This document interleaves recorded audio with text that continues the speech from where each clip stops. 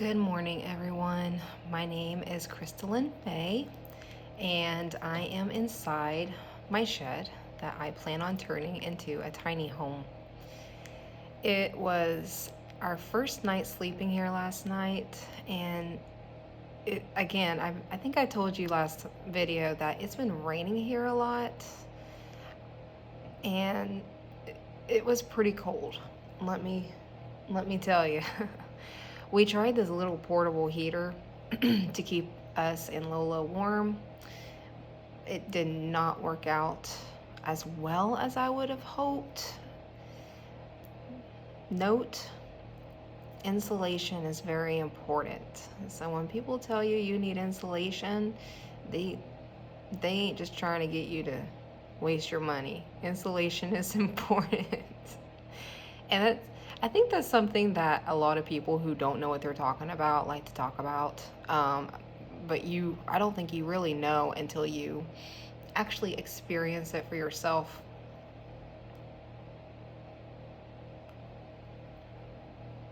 Oh, that's good. It is 4:47 today. I actually tried adjusting my camera for the last 15 minutes. Finally, I just said, forget it. Who cares? I'd rather you guys see the honest nitty and gritty while I figure this stuff out. Hopefully someday I can get a camera and a decent microphone, but that is not today. And we're just gonna rough it. I'm gonna rough it, we're gonna tough it, and we're in this together. Yesterday, I had to work. I work from noon to 8 every day. So my husband, Tyler, actually got to move most of our stuff into our shed. We're trying to move everything as fast as possible, even when we're not done with the transition. It's going to take a while for us to be able to insulate this place. It's going to take a while for sure. So Tyler and my daughter, my oldest daughter, helped move most of the furniture in. We got this place looking as cute and livable as possible. Now that we've had one night here, I'm realizing it's not as livable. We do have that giant AC unit, or the window unit that we're gonna put up high in the ceiling. But without insulation, it could get hot, especially since it's only like 52 degrees and it's cold. So we're gonna figure it out. We are scrappy, we are industrious, and we are writers. At least I'm a writer. I like to live the adventures I read about. May not have the type of magic you read in books, but to me, the fact that we were able to get this shed and put it on my Nana's land in the country that I grew up in, something that I've wished to do my entire life, to me that's magic. Absolutely. I never thought this would be able to happen. I imagined it happening an easier way in my fantasies, but that's not reality. That doesn't always work out. Sometimes you just gotta rough it because you don't have a lot of other options. So let me see if I can think of a question you guys might have for us. How about this? Why did we decide to do it the hard way? Well, let me think on that. So, as you guys know, the economy is really rough. And for the past year, since May last year, everything was going fantastic. Money was not an issue at all. But we went through a special transition of getting a new home, and it had a big yard and everything. I thought it was perfect. And it was more than affordable. However, there were health issues happening, and there were a lot of other things that were going on, and I basically just siphoned my PTO, and I had no choice. And no one could really tell me a way around that. I'm pretty sure you guys are aware of toxic managers, which I definitely had at that company. Not at the beginning, but when I transitioned departments, that's what happened. And then there were rumors of people letting people go. They were talking about mass layoffs, and they completely laid off uh, 3 departments, one of them being sales. And it that was the department I came from, and I wasn't very happy in the department that I was in at the time. So it really like shredded me emotionally, because I had a lot of friends over there, and I was worried about my own well-being. And then they put me on some kind of like promotional thing, or not promotional thing, like a trial of some sort for people who weren't doing as well as others. And I may not have been in the top 10, but I was definitely in the top 15 for a little bit, and worked really hard, was never late, and I could just tell my time was up. And I got so exhausted with, I don't want to say the grind. I mean, look at us. We're grinding right now. I love to. I love to work hard. I think I just got exhausted with killing myself over something I felt like I was getting nothing out of. And I was cranky all the time. And my family was tiptoeing around me because I was so stressed out. And I just couldn't live this way. And I couldn't make my family live this way. So I decided to make a change. And it was hard at first. I had to try a lot of different things. And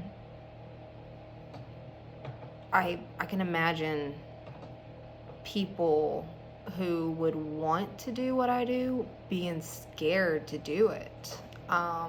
We are basically programmed to worry about our credit, which is a valid worry. I mean, if you have great credit and you worked hard for your credit and things are going well, please know I am not shaming you at all.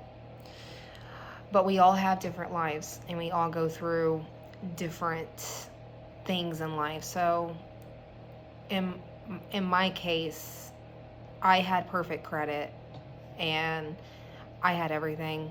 At least I thought I had everything, but in the back of my mind, I was really putting aside what I really wanted to do, which was writing and being with my family and being a part of a company where I can help people and be kind to people and not cheat people. And I have all of that now. And how the way I had to get that was to choose the hard things. I didn't want to wait for another corporate job. I have had so many jobs where it's like, yes, this is the one. I love it here. And then you turn around and there's some huge scandal, or, just like huge layoffs, or you're getting gaslighted. And I did not want to put myself through that again. I just kept trying new things, and it didn't work out. So hopefully that's a good answer to your question. But this is my shed.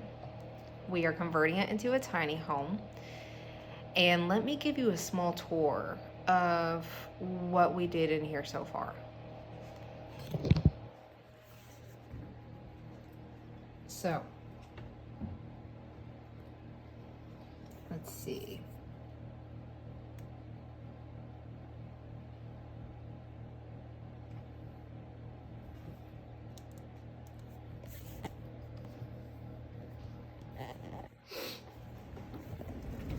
I finally got my writer's desk in here. And as you know, you'll see bare studs in the wall because it's not insulated. But this is what I meant when I said I wanted to put my writing desk under that window. And I love it. Like, I put it that high on purpose. I was originally gonna put a kitchen counter there, but then I thought it looked so perfect and the view was just beautiful, so beautiful. So I didn't want to waste that view. I wanted to put my writing desk there. And this is what you're propped up on. I don't have a camera except the one on my phone and my iPad. I don't want to mess with a camera on my iPad. So right now, you're sticking on my iPad for a little bit, but that's okay. We're all hanging out and we're cold and we're having fun. And I made myself a coffee. My Nana offered to make me coffee next door every morning, but I wake up at 4 o'clock in the morning. It takes me approximately 20 minutes to feed Lola. And by the way, do you want to see Lola? Here, let me put this cup down. Get some cookies. Lola, cookie. Here you go. She is cozy. She got really happy when I brought the portable heater. That I originally got this heater for her.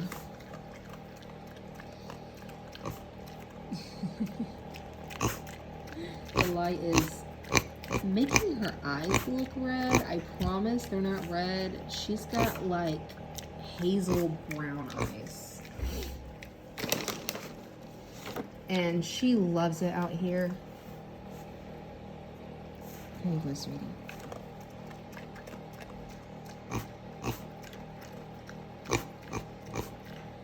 I would let her out, but she's a menace in the mornings. Hi, Lola.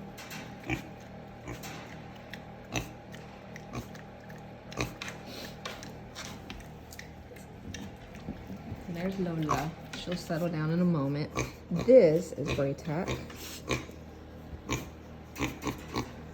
That's my sweet buddy.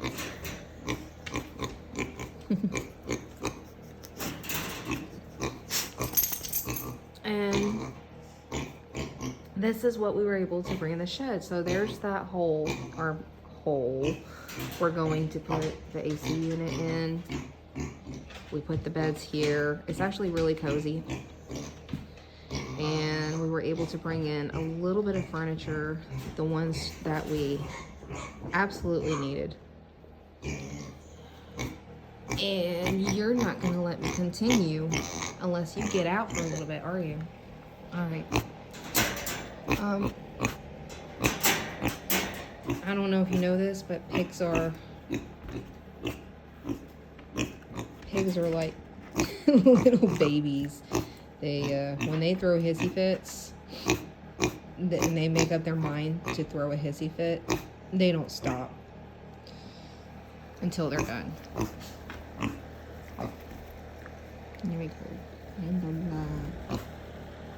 And Lola. But hi, Lola. Watch this. I'm gonna make her plop. Watch her plop. Hold on. Here we go. Can you plop? Can you plop for me? Can you plop? Can you say hello? Hello. She's in a really good mood this morning.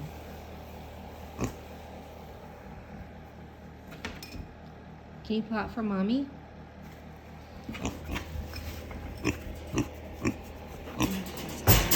I don't want to plot for you. I don't want to do it. Oh, and there's supplies, but don't worry. Lola is staying away from them. She does not bother them. She's completely safe, and she's supervised all the time when she is outside the crate. Which is one of the reasons why Um, that's another reason why I wake up at 4 o'clock in the morning, because even though I don't go to work until noon, um, I'm busy most of the day, especially on weekdays. I still take my daughter to school, and I still run around, getting the stuff for the shed, or I'm helping someone out, or I'm resting, which is also very busy. Resting is busy work these days, so you have to be very conscious of rest. So I just wake up at 4, not because I have to, but because I choose to. Is it easy? Absolutely not. There are moments where I would just wish I could just go back to bed. But I have ambitions, and I want to work on this novel. So what I do when I'm not working, what I do when I'm not talking to you in the mornings is I go straight to working on my novel, which I plan to do right now. Lola, you siphoned all my time. She's nudging on that heater. Pigs love heat. They love heat. Like that water I give her when I give her a bath, it has to be really hot, but not scalding, like just short of scalding. If you were to like put your most sensitive area, like your back or something, on hot water, that can be scalding, but it has to be hot. So what is our plan going forward now that we have most of our stuff in the that cat, dude, I don't know how that cat opened that door. That's a strong cat. I thought that was a coyote or something. Look. It's the moon. The moon above the beams. That's my cat, Asher. Hi, Asher. He eats like a tiny bit throughout the day, and you would think he'd get fat, and he's not fat because he doesn't eat as much. He just eats a tiny bit throughout the day. So, what is the plan going forward? At this point, I'm so fried, I'm not quite sure. I do know that we plan on doing everything ourselves, including installing the windows like we did this one. I got 3 more windows I need to install. And on Monday, we are supposed to get our electricity hooked up. And we have someone with experience who's a really close friend with us. He's done it for 40 years.